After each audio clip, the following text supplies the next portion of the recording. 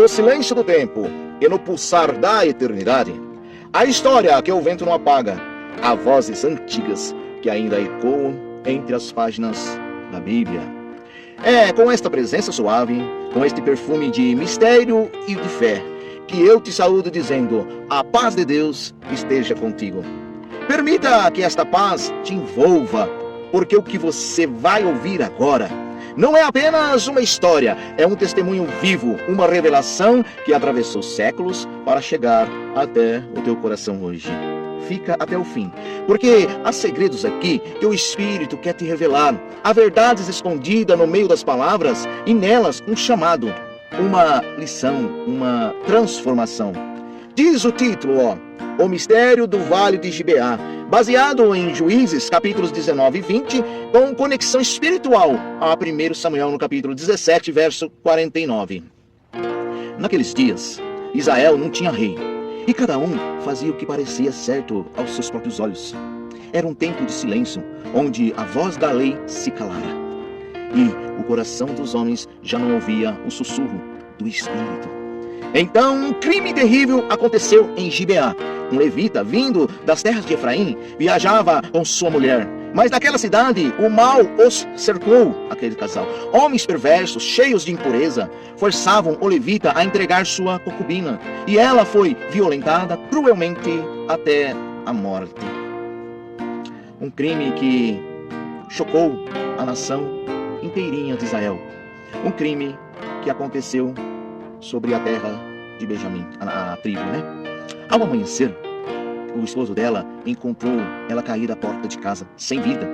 E o levita, tomado de dor e indignação, cortou o corpo dela em 12 partes e enviou um pedaço a cada tribo de Israel. O gesto era um grito contra o pecado que se espalhava no meio do povo. E assim, a justiça humana se acendeu em fúria. Mas a divina ainda observava o coração. As tribos se juntaram como um só homem, não para celebrar, mas para clamar. O clamor subiu do vale como fumaça que pede respostas. E Israel se levantou para purificar o mal do meio da nação. Mas entre o zelo e a ira, há uma linha invisível. E poucos percebem que o inimigo às vezes se esconde dentro da própria justiça. E então foram a Betel e perguntaram: Senhor, quem dentre nós subirá primeiro à batalha? E o Senhor respondeu: Judá subirá primeiro. Veja só, Judá significa louvor. É como se Deus dissesse: antes da espada, suba o louvor. Antes da guerra, suba o arrependimento. Temos que entender o propósito de Deus daqui, e não daqui. Os exércitos marcharam, as lanças brilharam sobre o sol, as fundas giravam nas mãos dos valentes. E entre os guerreiros de Benjamim havia 700 homens escolhidos, canhotos e precisos, que eles lançavam uma pedra e não errava nem um fio de cabelo a uma certa distância. Era a mesma arma que tempos depois seria usada por um jovem pastor chamado Davi para derrubar o gigante Golias. Mas ali a diferença não estava na funda, e sim na fé de quem a segurava a funda. Em Davi, o Espírito guiava a pedra. Em Benjamim, era a carne comandando a mão. Homens de destreza, mas sem direção do Espírito, porque a habilidade sem temor é perdição disfarçada de poder. O campo, se formou. O primeiro embate foi terrível. Israel caiu diante da tribo de Benjamim. Todas as tribos das nações de Israel contra uma tribo só sequer, contra Benjamim. Irmãos lutando entre si. Como pode o povo da aliança ser ferido por seus próprios irmãos? E o Espírito respondeu no silêncio da derrota: nem toda derrota é castigo, algumas são ensino. Israel chorou diante do Senhor e compreendeu que a justiça divina não anda apressada, anda profunda.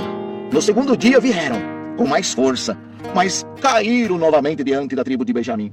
E então eles jejuaram, eles choraram, eles ofereceram sacrifício.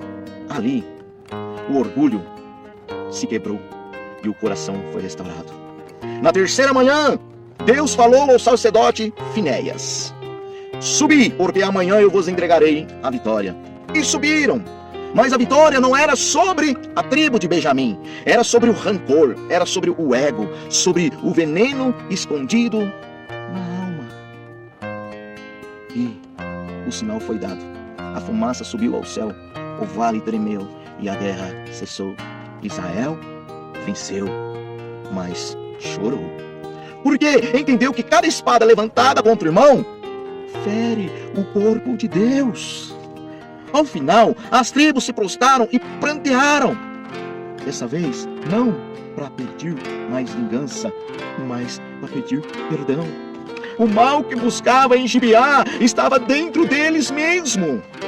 Meu irmão, o Senhor permite que caiamos, sim, não para nos destruir, mas para quebrar o nosso orgulho, que impede o louvor nosso de subir. A verdadeira força não está na funda. A verdadeira força está nas mãos que a usam, guiada pelo Espírito. A mesma arma pode servir a carne ou a fé. Tudo depende do coração que a empunha. Porque Deus não olha a mira do homem, mas a intenção da alma. Antes de nós julgarmos o erro do outro, examine o teu campo de Gibeá. Talvez Deus não te chame para lutar, mas para restaurar, para amar, para abraçar, para ajudar. Verdadeiramente, uma guerra é vencida quando se troca a espada pelo amor, pelo abraço, a vingança pela restauração. Porque verdadeiramente essas armas o inimigo não suporta.